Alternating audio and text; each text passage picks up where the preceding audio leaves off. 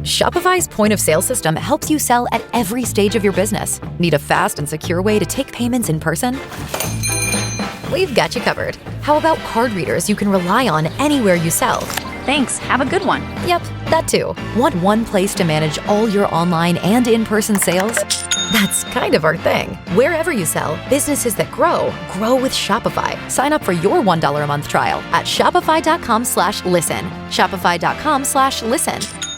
This podcast is for informational purposes only and should not be considered legal, medical, or mental health advice. The views and opinions expressed do not necessarily reflect the official policy or position of the podcast and are not intended to malign any religion, group, club, organization, business, individual, anyone, or anything.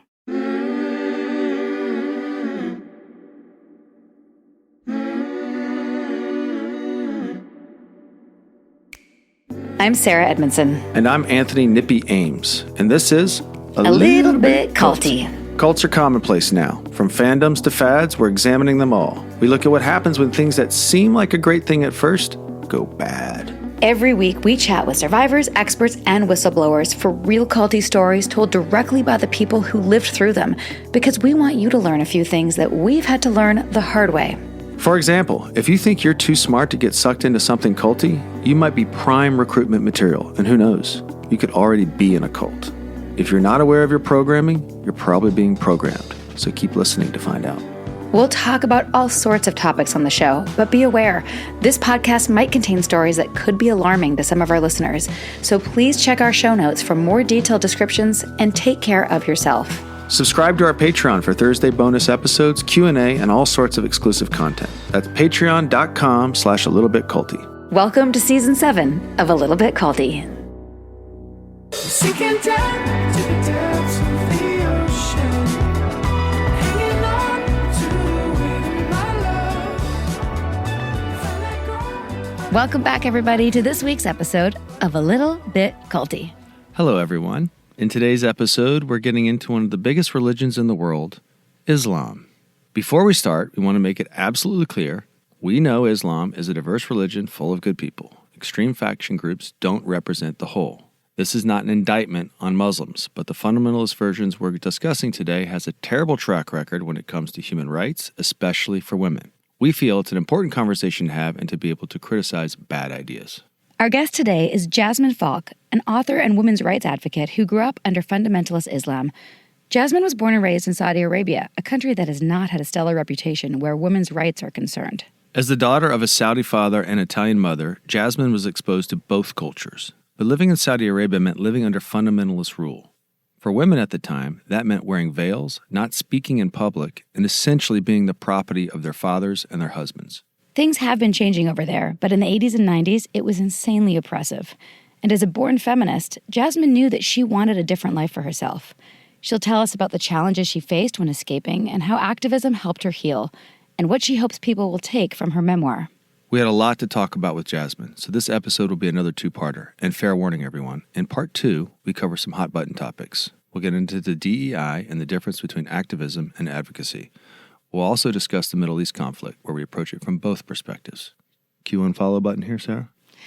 Yes, Nippy, we know that we're living in divided times. We talk about that a lot on this podcast, and we understand the impulse to unfollow or cancel, but we really hope you stick around with us. Ultimately, this conversation is about bridging the gaps and recognizing the dangers of putting labels on each other. This is where we're coming from, and we really hope that you feel those intentions. Jasmin has a thoughtful, nuanced perspective on these issues, so let's welcome her to the show.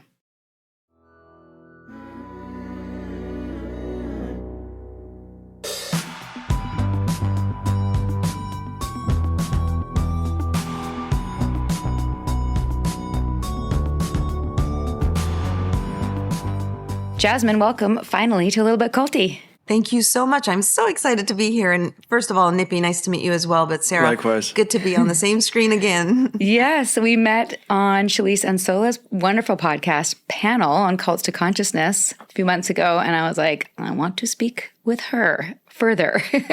And I confessed to you that I was fanning out because I followed all the documentaries in which you were featured. And so this is really double exciting for me. Thank you for having me. Thanks for being here. We are pumped. Let's start with your story, and you've written this wonderful book, so we're not going to give away all the details, but for those who want the Cliff Notes, tell us a little bit about yourself and the very controlling atmosphere that you grew up in. Yeah. So I was born to two parents who came from very vastly different cultures. My mom was born and raised in Italy. She grew up in Florence, and my father was born and raised in Saudi Arabia. And he was born right around the time that the current iteration of Saudi Arabia was founded, and it's a kingdom. And when he was born, because of the newness of the country, and soon after he was born, the oil was discovered. The country was ready and rich and eager to build and wanted to build from within, obviously. And so they sent a group of Saudi students, the first generation of Saudi students, abroad to go and educate themselves. And they were kind of dispersed all over the world. My father ended up in Italy because his choice was architecture and interior design. Obviously, Florence being the capital of art in the world, that's where he ended up. And so my parents met in Florence in the early 1960s. Sparing every detail of their love story, long story short, they decided that their family was going to be raised in Saudi Arabia. So soon after they were married in 1969, they moved to Saudi Arabia, and I was essentially born early 70s during a time that I will say was slowly kind of coming into an awakening of traditionalism and religion. The religion was kind of always there, obviously, sort of in the background, but the traditionalism was sort of coming into play because of this pride in rebuilding or building a country that was essentially super young. But as a young girl from very early on, I could tell there was something different and odd about my parents. I could tell that, we spoke Italian at home. Once we left the home, there was a different language. My father was fluent in Italian, so that was the family language. And I could tell my mom was different. She looked different. She sounded different. So anxiety obviously started very, very early on. But it wasn't until my kind of tweens that I realized, okay, this is going to be challenging to grow up as a girl in this culture. So yeah, and as we continue to discuss, I'm sure we're going to sort of dissect and unpack, but essentially my story is all based in the foundational notion that as a woman, I was completely under the control of extremist ideology and oppression, and naturally the religion there is Islam, and it is implemented, or at least at the time that I was growing up, in a really extremist way. Tell us about that. What did it look like? Yeah. So what it looked like was obviously women were all covered in public. You had no view or vision of women. They were covered from head to toe. The occasional woman that was uncovered usually had at least her hair covered. So her face was always covered. And, they were sort of always in the background. There was no social space in atmospheres in which women were part of society. It was always men. Anything that was social or celebratory or enjoyable in the public space, it was always men that were in the forefront of that. Women's places were at home. Now, by the time I was born, women were being educated. So I did go to school. I did go to private school. I was lucky my parents were invested in education. So, but the schools were segregated, right, by gender. So I was always in a school with all girls. The boys were in the boys section. When it came time for college, girls only had very limited options in terms of careers. And so even that step was more of an elitist thing. Certain families subscribed to it, but not the majority. But the religious piece is what really kept us kind of, essentially a chokehold on. I always say it's women who suffered the most because it's us who physically bore the consequences of that lifestyle. But as a collateral damage concept, men did as well, because this is no life for men as well. Yeah. And so people always think that, when I speak on women's rights and as a feminist that I'm always anti-men, but that's absolutely not the case. I do know that men have suffered a lot, the consequences of that. So covered from head to toe, basically from puberty. I tell these stories very often, and people don't think it's true, but it is. I mean, when girls basically hit puberty and you say, well, when is that? Well, essentially it's when a girl gets her period, which in hot climates, it's around 10, 11 at the most. Oh, wow. It's early. So hot climates get it earlier? Yeah. That's what's supposedly biologically, I think that's been sort of something that has been, I think, explored or at least seen as a possibility. Mm-hmm. Yeah. So girls tend to hit puberty fairly early.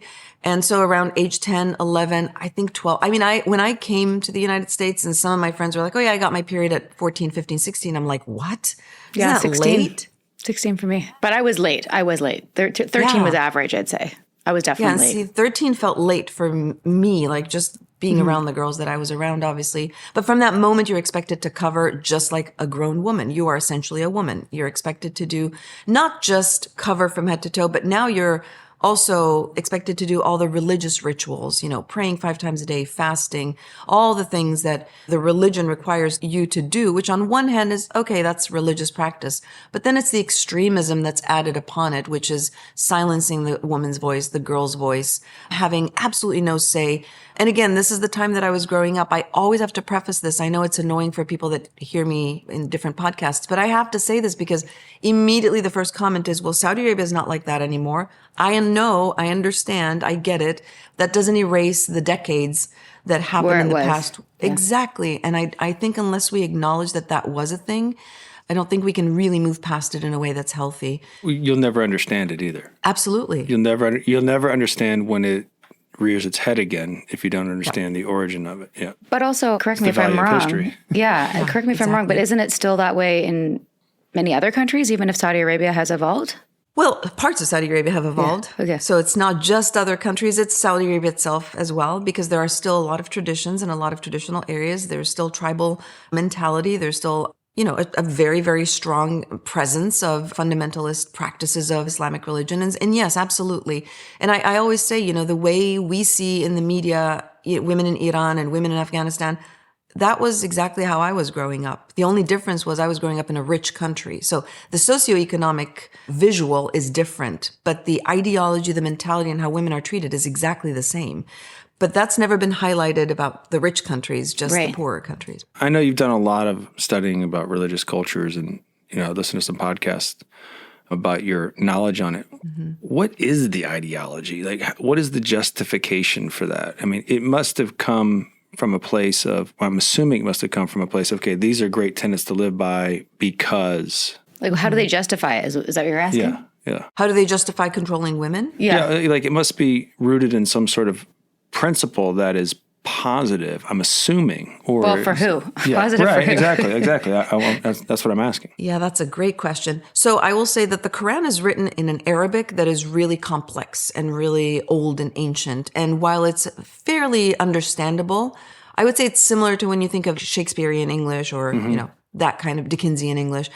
So some words in the Quran have been interpreted in multiple ways. So it depends on the interpretation. Some interpretations, which tend to be progressive, say, nope, this was not what the Quran meant. The Quran here is not saying men are superior to women. Other interpretations say, absolutely, these are God's words, men are superior to women. So I think it all boiled down to the interpretation. That's if you believe that the Quran essentially came literally from God. But if you subscribe to the notion that all these holy books are also kind of a product of man, conveniently, it's always men who tend to bring this inspiration from God. It's never a woman who is a prophet. There's a man named Jesus, and there's a book about him where I think people do the same thing. Absolutely. And Joseph Smith. There you go. Yeah. And the list goes on, right? Yeah. Even Buddha, who is, the king of, the most peaceful religion, is still, there's never been a figure where it's a woman that's been sort of inspired and called upon to lecture the world with messages of peace. Now, Islam itself has a lot of messages of peace, of course, otherwise it wouldn't have ended up being one of the biggest, if not the biggest religion at the moment. So again, it's the interpretation. Some interpretations decided to take an extreme and fundamentalist interpretation because there was convenience and power. And keep in mind, if you follow history, you'll always see that the religion, and I speak of Islam here specifically, tended to go up and down the progressive path based on where in power they were geographically and historically and politically. So if that reign was farther spread and a little more expanded, then it tended to be more progressive because it was intermixed with other cultures and they didn't have the threat of being in control. But the moment there was a little bit of a threat or more control was needed or, greed kind of reared its ugly head, then it would jump into the more fundamental extremist interpretation because that's how you control people, right? Mm-hmm. So when we get into the culty stuff, we're talking about the fundamentalist extreme version of Islam, not the loving and peaceful element of Islam. Yeah. Which I'm sure exists. Yeah. I personally did not grow up in that. Right. But I acknowledged it because I saw it lived around me through people who interpreted it and lived it very well. And I say this all the time. I am always invited to speak as a spokesman anti-Islam. I'm not an anti-Islam spokesman. There are a lot of people out there who do this and they do it really well because I do think it's still needed. You still need to I'm not saying you need anti-people, but you do need people who really dissect it from top to bottom. When you're criticizing bad ideas, right? You have to be able to criticize bad ideas. Absolutely. And then that's exactly what I do. My preference is to say, here's the dangers of extremism. My focus is deconstructing extremism, and extremism exists in every aspect of our life if we allow it. Every group has an extreme version of themselves. Yeah. Let's go back to when you first started feeling the oppression and when you started to realize that this was not for you. So I can say from very early on as a young child, we're talking toddler, because that's where your memories start forming, right? So just toddler, barely adolescent. I remember when we would visit my Saudi uncles, obviously, because living in Saudi Arabia, my father's family was there. When we'd visit my relatives, it was always segregated. The men were on one side and the women were on one side. So I was never in a family setting where we were all together. And then when we would hang out with our group family friends, they were all like us, mixed, Italian moms or Western moms and Saudi dads. That environment was very different. It was very progressive. Our dads were all educated in the West. And so when we spent time together, it was completely mixed. The men and women were together. The kids were together. So I could see this. I mean, think about a child going back and forth between these extreme ways of being. On one hand, as a child, you adjust, right? You adjust very easily. You adapt. But if you're a thinker, you're like, wait, but this is weird. Why is it like this? And no one talked about it. My parents never specifically talked about it. They would give us like the little warning, certain things you don't say in front of your Saudi relatives. But for the most part, it was like, this is the way it is, and there's no questioning it, right? When we were together with our Western families, the women were not covered. They were in their regular clothes. The dads were, sometimes there was alcohol because alcohol existed, secretly, obviously. So it looked like a very normal setting. So as a child, you're like, okay, something's not okay here. And then as you get older and you're like, wait, not only am I a child that's not allowed to be in these spaces at all times, but now I am acknowledging that my path is going to be that of succumbing to what the society is saying, which is basically you don't have a voice. You don't have any aspirations. Really, don't bother, right? Don't bother with aspirations because there's no actual room for them. And I will say, again, I reiterate here, I know they will tell me that's not true. Women have studied and now they're holding great places in the government. Fantastic. Amazing. I'm talking about when I was growing up, the message that I received. The other thing was, in adolescence, I loved music. I loved dance. That was definitely not only a no, it was haram. It was a sin. You can't do this. So in the privacy of my bedroom, I moonwalked and Michael Jackson was out with Thriller and Billie Jean and I was obsessed. But even the idea of me speaking about it out in public. And in fact, there were some young boys, because boys were allowed to be out in public, that dressed like Michael Jackson and would dance in the street. And immediately the religious police, the Mutawa, who we can talk about very freely in a minute, would show up, break up whatever dance session was happening, and try to obviously stop young boys from being obsessed with Michael Jackson. But Michael Jackson was so huge at the time. And I use Michael Jackson as an example because that was really a historic pivot in our culture. When that religious police organization saw how powerful Michael Jackson's influence was on the youth of Saudi Arabia, they fabricated, this is amazing gossip that we hear now, you don't know what to believe on social media. These guys had it down like back in the 80s. They fabricated a whole story that Michael Jackson came out in an interview and said that he hated all Arabs, he hated all Muslims, and that if he had known, this was the phrase, if he had known that Arabs and Muslims listened to his music, he would have never been a musician. And that spread like wildfire. Everyone believed it. And so he was banned. And essentially they're like, we can't have a God Muslim hating person. And so they banned him completely. You couldn't find anything, any trace of Michael Jackson, no records, nothing. So that was definitely a huge, whoa. Yeah.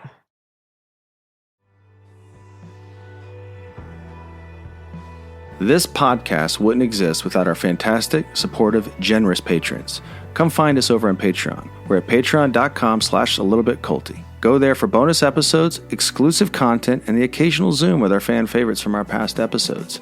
Subscribe now and join us. That's patreon.com/a-little-bit-culty.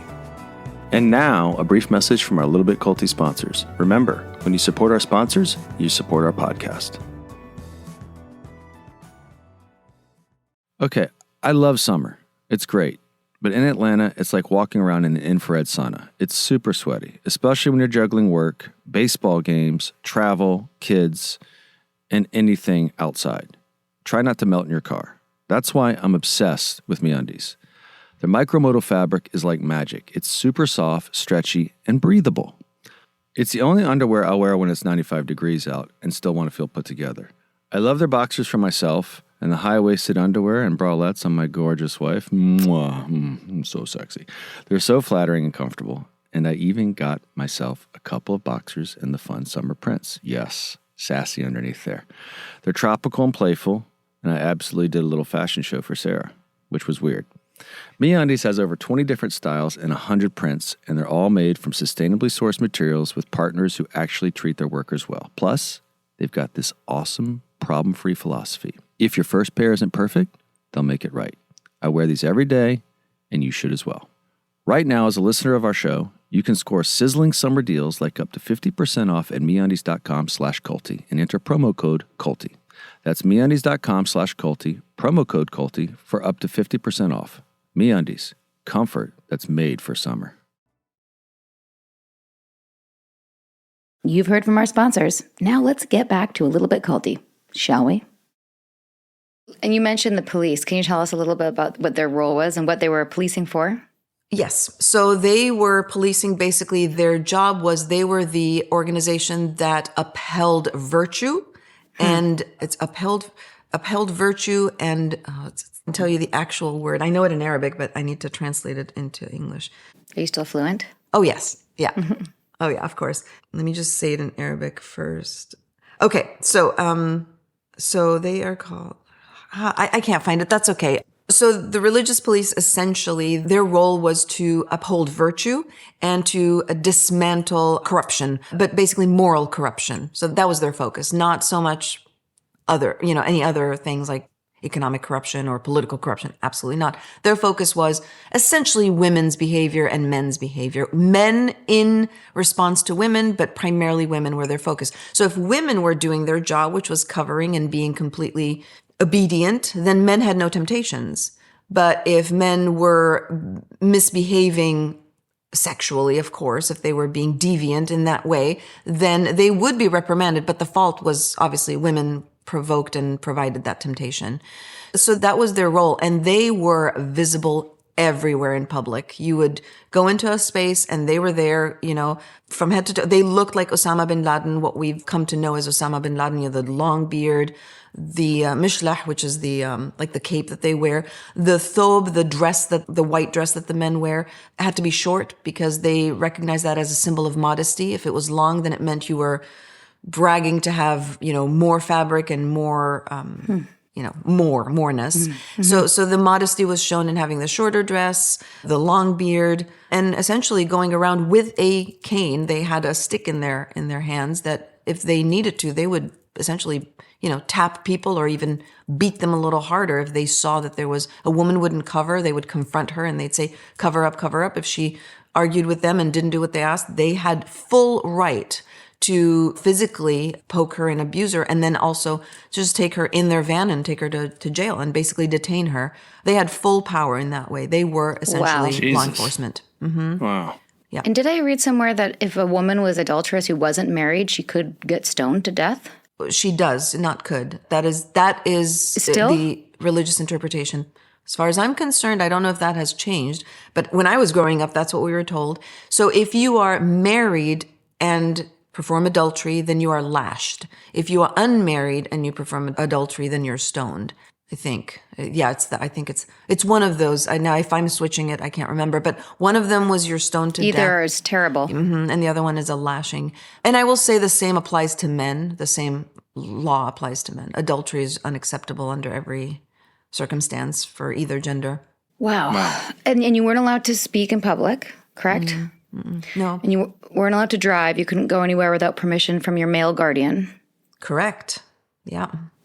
And you managed to escape. Tell us about that. Well, so again, details are in my memoir, so I will spare the details of leading up to my But at that point, I will say that I did, at a very young age, 19, did get married because marriage was the only way to live a somewhat normal life outside of the home, right? And so if I wanted to travel and kind of live a life that felt a little more adult, a little more in control of some of my decisions, marriage was one of the ways to do it. And I managed to marry someone that was not necessarily arranged by my parents. Not that my parents would have subscribed to that. My parents were progressive, again, in this very odd and bizarre world. And, people are always confused. They're like, how is it that I had the life that had all the restrictions of Saudi Arabia with the parents that I had that were fairly progressive? Well, because you can be progressive in your own home, but in society, you don't have that, right? You still have to subscribe to it. And I really empathize with my parents, both of them. They've tried their best, but also they had an entire society and, a government and all those things to answer to. And so they had to uphold some of those standards. So I married very young, and that marriage lasted several years while it was there and while it was a marriage. It worked great, as if you were dating and living with someone, your college sweetheart, whatever, because you're young and exploring the world. But that is not meant to last if it's founded on reasons that are not fundamentally meant for the actual building of a marriage, right? Like depthier reasons. Yeah, exactly. And so we traveled a lot. And especially when you're looking at two people who are fairly immature because they haven't had life experiences. And so it was great while we traveled. We had a great time. We had fun. But then it was starting to, mid-20s. You're like, okay, now we need to actually be adults. And this is not how I picture my life. And the longer we were in Saudi Arabia and the more my then husband was ingrained in the society, and he was Saudi, but born and raised actually in the United States. So he was very Western in his thinking. But the longer he spent there and the more he was immersed in the work that he was doing, he was surrounded by people who were very traditional. And so his leanings started to veer into the more traditional, and mine were becoming way more radicalized because I was coming into my own and really feeling like, boy, this is a non-existence here. So we separated. We ended up divorcing. Before you tell us about the divorce, I'm just curious as to what were you learning, or what were some of the key pivotal moments that were making you see sort of like outside of the system in that time that caused the divorce or caused you to leave? Well, traveling, of course. I've always traveled, but now I'm traveling as a woman, as an independent woman, and I'm seeing how women live in the rest of the world. That's number one. And I'm seeing that there's an entire life out there where women own their own life. And it doesn't mean that they are Amazonian women that are, not living with men and they're, feminists that hate men. No, these are women that are in society. And I was, again, my brain was like, wait, hang on. But this is, yes, I've seen this as a child, but now I'm seeing it as a woman. This is very, very appealing as a woman. This is how I want to live my life. In the meantime, we also had satellite TV, and we were able to see the West and the way the West lived through satellite TV. And at the time, it was peak Oprah Winfrey time. And I was obsessed with her because everything she provided on her show was a message for women empowerment and a reminder that we have the right to live our lives and should live our lives. Now, Oprah did not know that some women around the world lived in a way that they couldn't make that bold choice, right? But then she started showing stories of women who escaped like African villages and built themselves from nothing. And I'm watching this and I'm like, okay, these are not only women that are under oppression of mental and ideological beliefs, but these are women who have nothing even economically, like absolutely nothing. I had the blessing of being comfortable growing up economically compared to a lot of women around the world. And I had parents who ideologically were progressive. So at some point I figured they would understand if I did what I was planning on doing. And because you cannot leave without the permission of a guardian, that's where the entire kind of planning happened, and the details are in the final chapters. But leading up to that, I had to really come up with an idea and a plan that was going to be successful, because up until that point, I had no example of women that tried to escape and did successfully, because the ramifications were really horrendous. But it was a risk worth taking. When you get to a point where you're like, I could die, and you're like, but I'm going to do it anyway, you know that you are exhausting every essence of yourself. And it's worth it because the life you're leaving is worse. That's people can't understand that.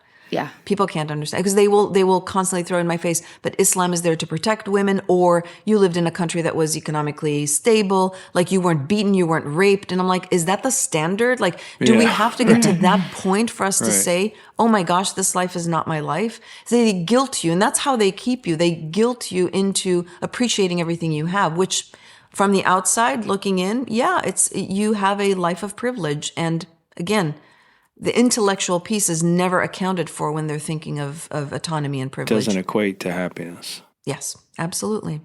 And I can tell by some of your answers that you've clearly had a lot of pushback, and I'm sure you will again, especially, from this episode and from others and being on Jasmine Mohammed's. It's such a controversial topic, and we're going to get more into that in part 2 in terms of what's happening now and all of that. Before you tell us about your actual escape, there was one moment that I really loved from the book about your not wearing the first time you rebelled. Can you tell us about your first act of rebellion with your husband? Yes. So we were traveling and we were in Oman, and Oman is an Arab country neighboring south of Saudi Arabia. And it's a fairly progressive country, but still has a lot of traditional values to it. But for the most part, if women cover there, it's by choice. A lot of girls run around in mini skirts. So we were visiting relatives of his who happened to live there. And it's kind of crazy because when we decided to go, he said, I expect you to cover your hair. And he'd never said that before. I traveled everywhere outside of Saudi Arabia and I never covered my hair. And he said, I'd like you to wear a head cover. And I said, which essentially is what a hijab is. And the hijab is to cover your hair. Now, when a woman commits to hijab, it's a devotional act. When you say, I have chosen to become muhajjaba, the word they use here is hijabi. That's wrong. It's muhajjaba. If you say, I've become muhajjaba, that means you are always going to cover your hair in front of men who are not your immediate relatives. And that's not something you do as you please or when you travel. You are devout. Now you are wearing a hijab. And that's when you see a lot of women here wear it. They have committed. They're devoted to that. But to wear it hypocritically here and there, like, oh, I'm going to be around this man, or maybe it's bullshit. So sorry to cuss, but no, you can. Thank you. I appreciate that. It's like, no, I'm not going to be a hypocrite, right? So this huge fight before we went. And finally I was like, okay, I'm going to find a way. Okay. I'm going to find a way to really rebel against this. So we arrive and meet his cousin who is our age. And she had the biggest, most beautiful hair. She was wearing a mini skirt. I mean, she was flamboyantly there, as if we were in Europe. I was like, what the, and here I am. She's meeting this little meek version of me, dressed modestly with a freaking veil on my head. This is not who I am. I was so insulted. And this girl, by the way, is Arab, both parents. And I'm half Italian. And I'm like, whoa, okay, all right. So I meet her and, she was lovely and she's, hugs and kisses. Again, not an Arab practice. You do not kiss men. You don't hug men, including your relatives, your cousins especially. And I was like, whoa. Clearly she was raised in the West and she went to school in London. So she's like, all right, well, let's go downtown and have lunch and let's get in my car. And her beautiful Mercedes, they're super wealthy. Her beautiful Mercedes, one of her drivers brings the Mercedes to her. She gets in the car. She's like, all right, let's hop in the car. And my then husband, it was a 2-door. So he opens the door, pulls the seat, back so that I can go in the back. And she looks at him, she goes, no, this is a girl power car. Guys in the back, girls in the front. And I was like, this bitch, I love her already. So he humiliates, his own self and with his tail between his legs goes and sits in the back. And I get in the front and I was like, damn, I'm taking my veil off. And so I did. I took my veil off. And we got in the car and that was and I could just see he was seething. He was embarrassed because he didn't believe that I had to be covered. He was trying to make this impression of his perfect little wifey and then realized, whoa, so that was act number 1. That same trip, we were going to a party that one evening and there was going to be a lot of people and we were renting a car. So we got in our car, got to the party and got out of the car and I didn't put my veil on my head. And he's like, aren't you forgetting something? And I was like, no, thank you. I'm not. And he goes, well, I'm not asking you, I'm telling you. And I was like, oh, well, how about you go in the party and you can just let them know that your little bitch wife is sitting in the car because she can't listen to me and she's unveiled and we'll, then we'll be okay with that. And he didn't say a word and I walked into that party and that was the last time he ever asked me anything like that. And I was like, okay, I'm on to something here because if this is going to be the rest of my life, yeah, it's not going to happen. And that was the start of the end of that marriage. So you divorced before you escaped? Oh, yeah, absolutely. Okay. Yeah. How long were you married? We were married 6 years. We'd known each other for almost 9. We met very young, like 16. And yeah, we were married 6 years. And it feels like 6 years is not that long, but in that context, during that time, at that age, it felt like the longest thing in the world. Yeah, 9 years from 19 to 25. That's a very pivotal time. And also, It's a third of your life. I think we can all both say that our relationships that we had during that time, I won't speak for you, but like Please. the early relations, like, oh, this is the person. And then like, and then you're like mid-20s, you're like, oh, that's not the person. Like, It's a childish you should belief. just be dating, really. That's exactly it. Those relationships are meant to form you and to teach you how to relate to your partner. And especially when you are in a heterosexual relationship, because you have no concept of relating to the other sex. Right. So it's a little trickier when you're like learning all of those little things about the other sex and how they relate and how they behave. And yeah, those relationships are meant to be practice. Yeah, and your brain's not fully developed. Yep. Yep. Yeah, neither of the two. All right. For more context on what brought us here, check out my memoir. It's called Scarred, the true story of how I escaped NXIVM, the cult that bound my life. I narrate the audio version, and it's also available on Amazon, Audible, and at most bookstores. And now, a brief message from our Little Bit Culty sponsors. And remember, when you support our sponsors, you're supporting this podcast. Hello, dear listeners. Sarah here. I've got something delicious to share. Have you heard of Goldbelly? One of our newest sponsors, and we are obsessed with it. This is a site that delivers iconic foods from legendary restaurants across the U.S. right to your door with free shipping. Okay, picture this. I ordered the famous Junior's cheesecake from New York for a family gathering. That creamy, rich slice brought back memories of late night dinner runs with friends, laughing till we couldn't breathe. It's not just dessert, it's nostalgia on a plate, evoking pure joy and connection. And Goldbelly's got it all. Chicago's deep dish pizza from Lou Malnati's, Franklin's legendary barbecue shipped straight from Texas, or Miami's world-renowned Joe Stone's crab claws. Craving something from culinary rock stars like Ina Garten or Jose Andres? They've got that too. When my Junior's cheesecake arrived, it was perfectly packed, fresh as if I'd picked it up from Brooklyn myself. The family went wild, everyone was raving about it, and I looked like a hosting genius. You can have that too, people. So if you are looking for that perfect gift or want to impress your friends and family with an epic meal next time you host, go to goldbelly.com and get free shipping and 20% off your first order with promo code CULTY. That's goldbelly.com, code CULTY, for free shipping and 20% off your first order. Enjoy! Break time's over, people. Let's get back to this episode of A Little Bit Culty. It's a good one. I'm just thinking about how, you know, on our podcast, we talk about all the different cultic tactics and being isolated and controlled and all those things. And you had such a unique position because of you were able to see another way, partly through your parents and then partly through television and Oprah. So you had something to compare it to. And just, I can't even imagine how many women who were further isolated where their home wasn't progressive or they didn't have access to TV and that kind of information, just how insulated and in the dark they are about their worldview and possibilities. Yeah, and this is where now looking back, you can realize that, you know, call it whatever you want to call it.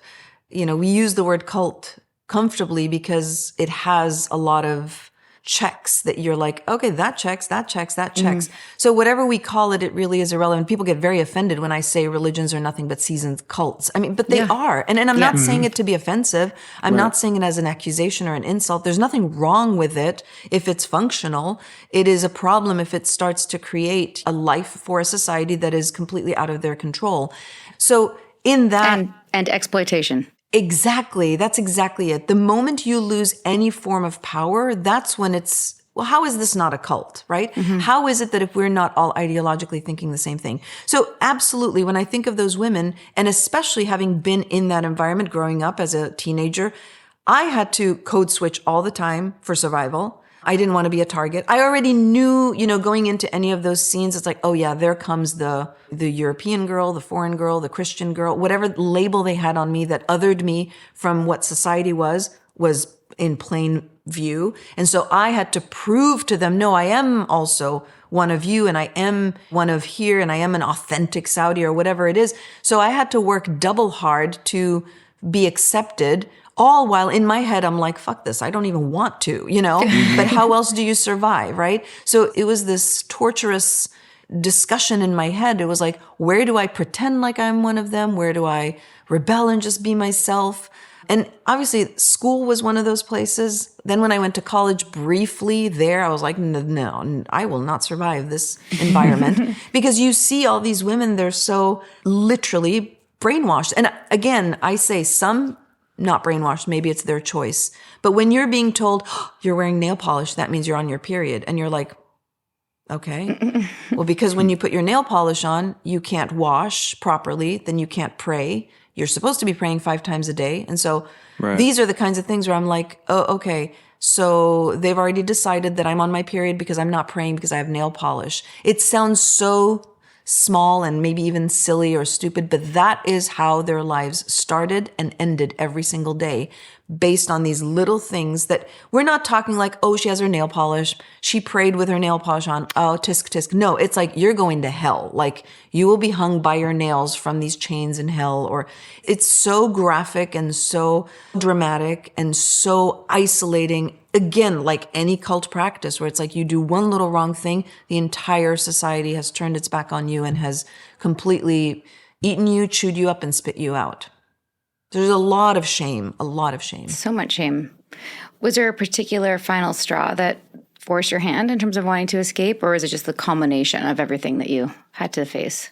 Yeah, probably the culmination. I mean, getting to a point where you continue to see the way the rest of the world is living, you're coming into your own, and I know women tend to experience this more than men, and I'm not generalizing here, but women, I think, hit certain moments in their lives where they're like, it's like a switch goes off and you're like, I'm not going to do that ever again, or I'm done doing that.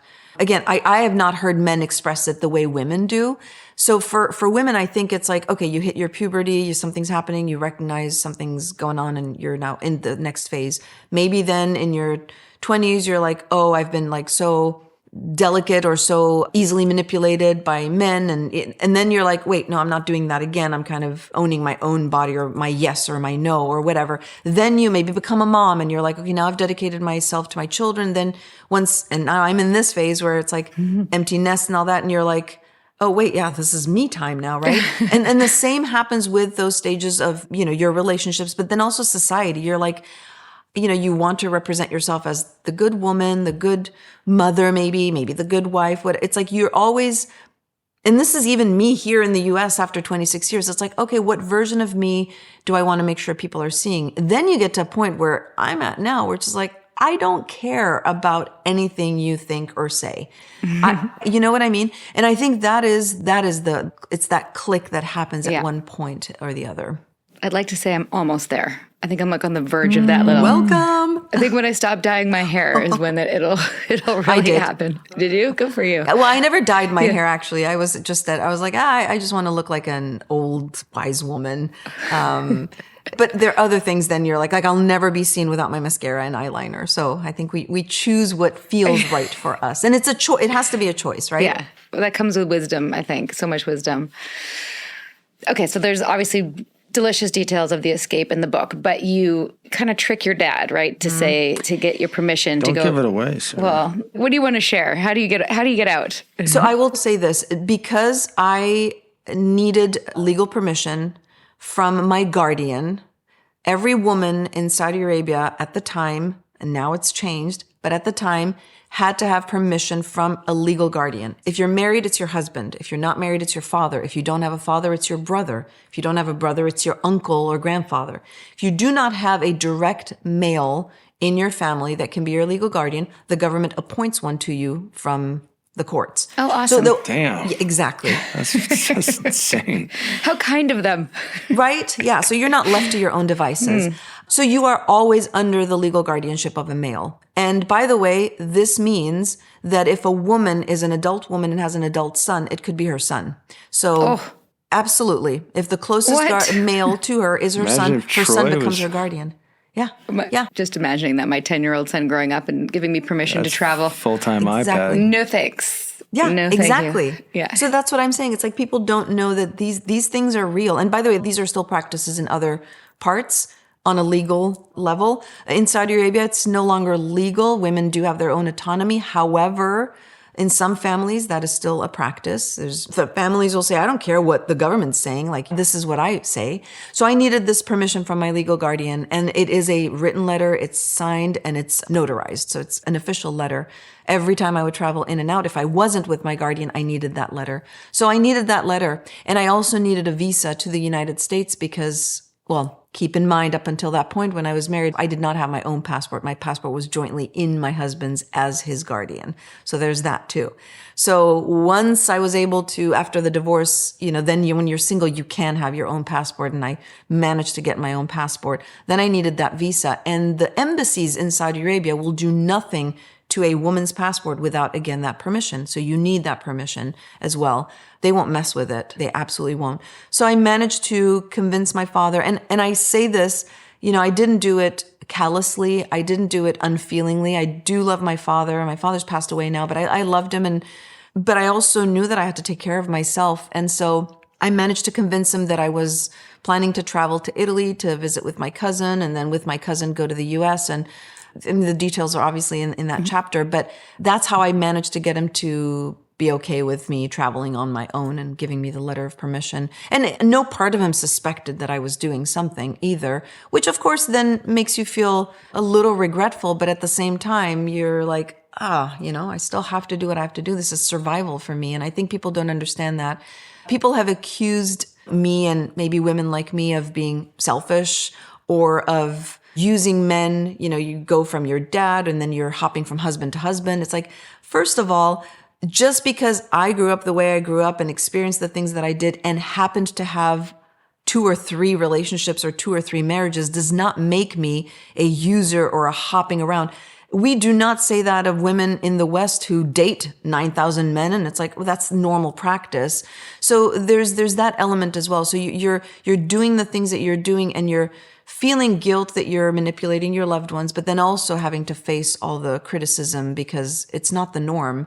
And when you pioneer something, of course you have to do it in the face of a lot of judgment. And even now, 26 years later, the judgment hasn't stopped. No, and you're incredibly brave to face that because it's a huge, religion and culture, and they're very, very strong, as all the 3 major religions are, in attacking dissenters, which, by the way, number 1 sign you're in a cult. That's why it helps to not care what other people think. Yes, yeah, absolutely.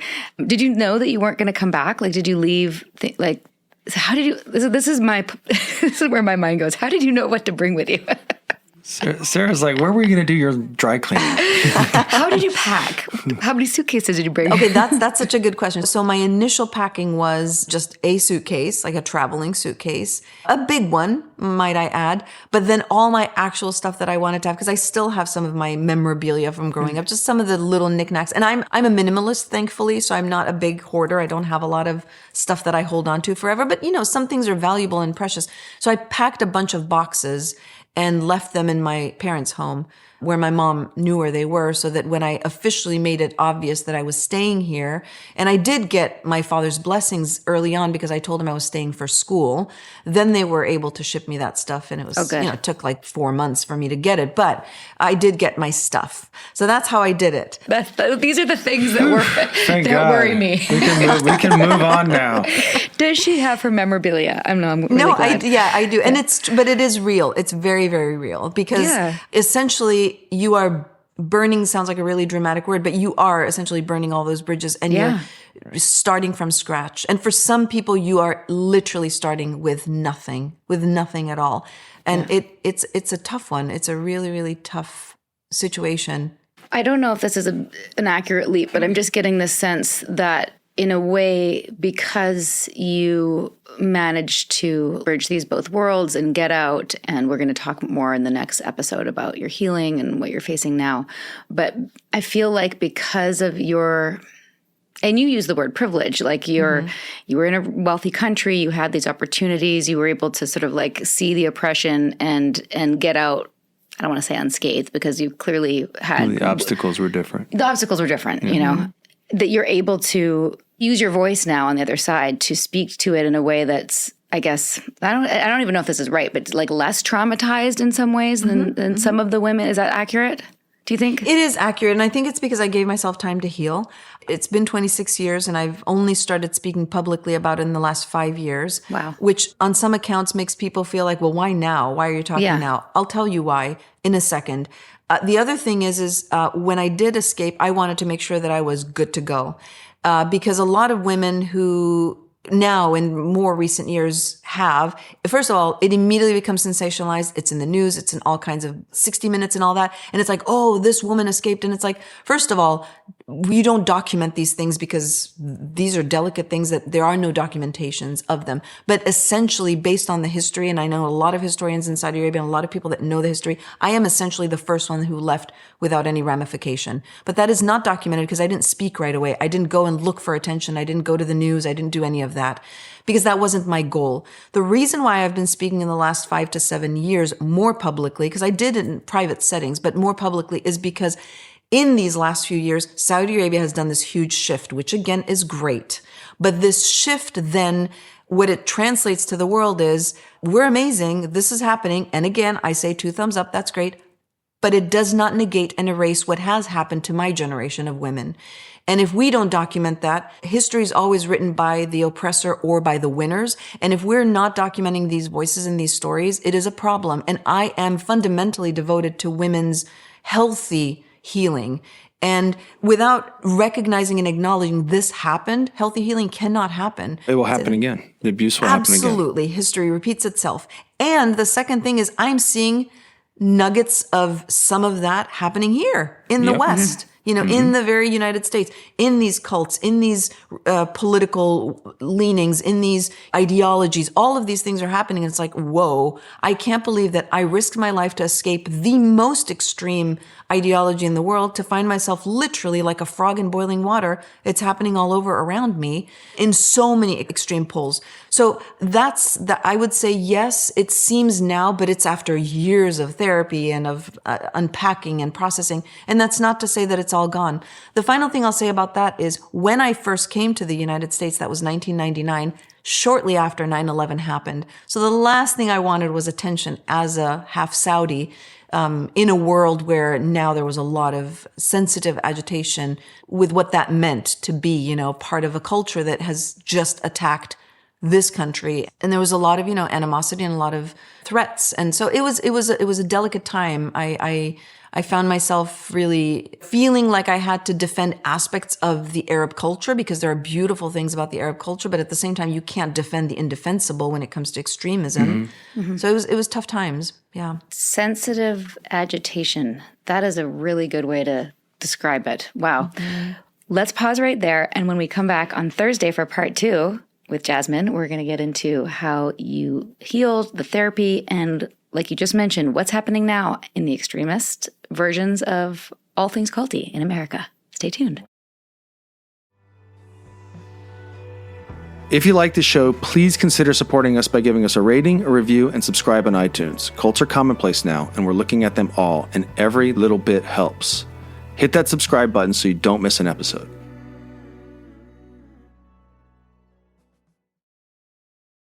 We're going to pause there. That's the end of part 1. Be sure to come back Thursday for part 2.